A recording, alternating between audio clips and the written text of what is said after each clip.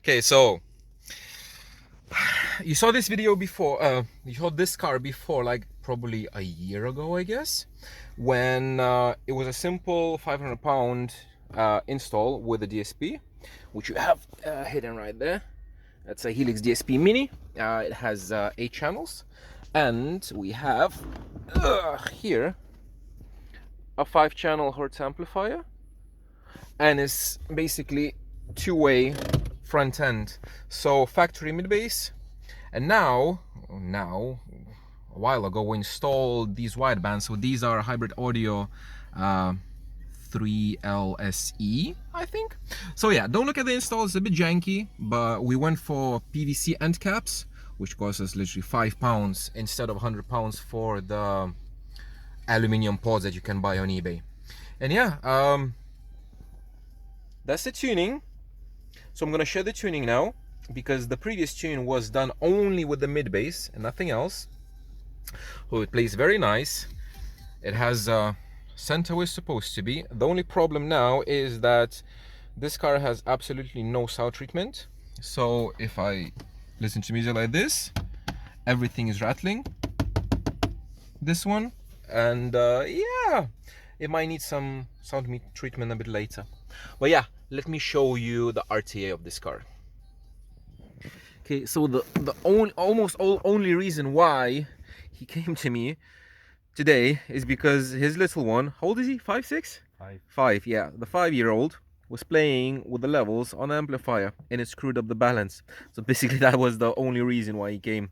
So now I put some electrical tape, and apparently the little guy got clear instructions not to touch anything.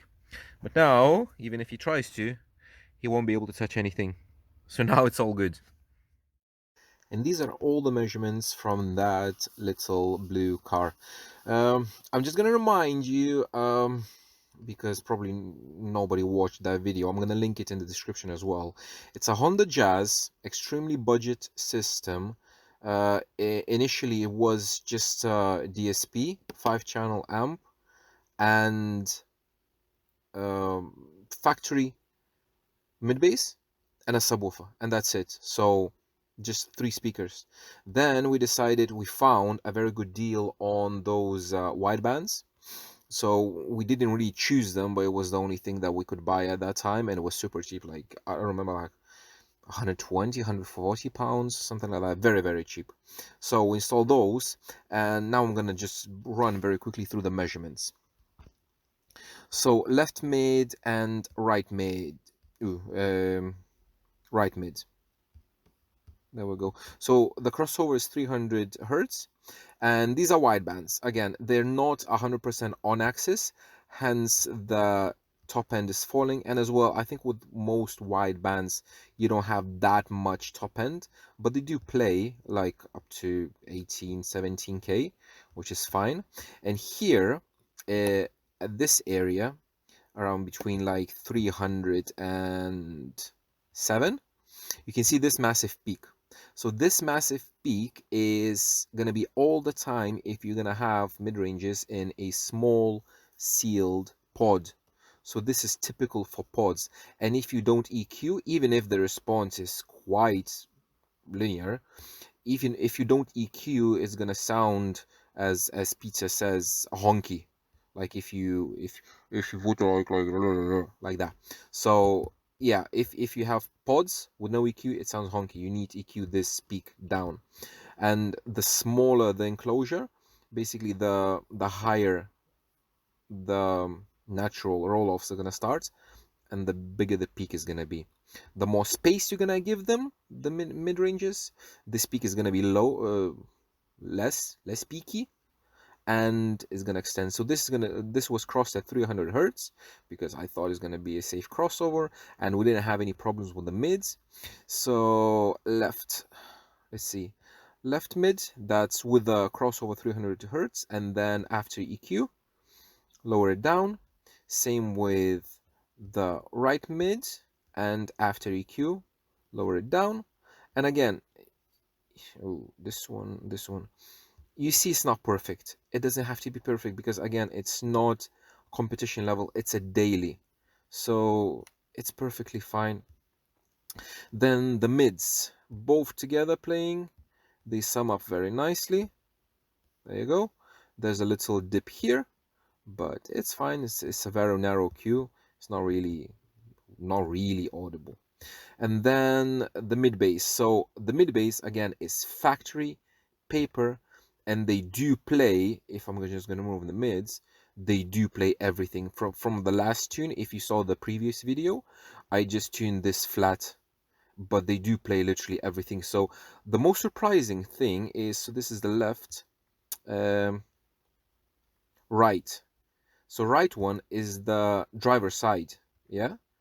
And in the driver's side, you have only this very narrow cue and this 150 hertz. So this is the cancellation, but this is no smoothing. Yeah, so this is 148, measured at 148, no smoothing. So I don't know if it's just the car, Honda Jazz, but I want to say it doesn't have a cancellation at all, because there's literally nothing. In all the other cars I've seen, they have like a massive, like 10-15 dB, big massive hole, and in this car there's nothing, and it plays so nice, like full range. It doesn't play anything like below 50 hertz, but it's fine. So left bass, then we apply the crossovers. I think it was 80, because like I didn't tune it today, I tuned it 4 or 5 months ago. I just took the measurements now because I didn't share it, and I decided to share it now. So it was like 80 and 300, something like that. And again, it's not perfect. So this is after the crossovers, and then after EQ, we had to bring the level a bit down, and it's fine. And it's not perfect. It didn't respond perfectly to the EQ, but it's fine.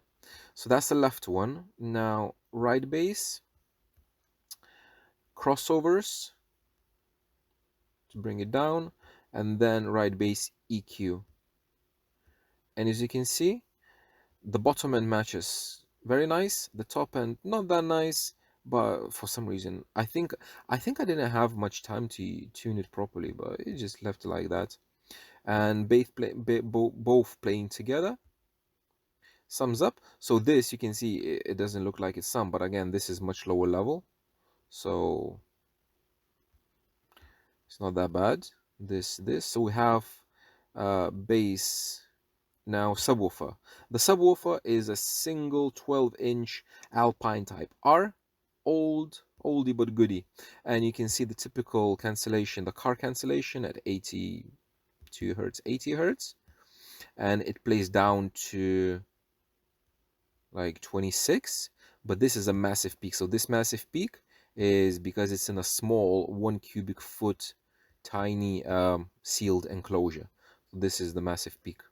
It crossed at, I don't remember, 70 or 80.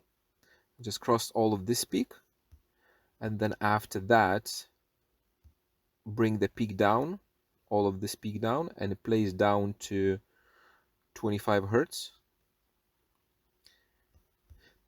So this, and then we have both bass, both mids, and the subwoofer.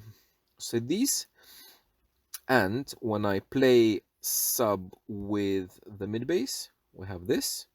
So it sums up. Again, it's not perfect, but it's fine. Let me remove the sub and bass, this. And then when we sum with the front, we have this.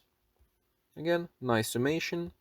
Again, it's not perfect, it's not competition level, but it's fine. So we have a little dip here, but it's not really noticeable.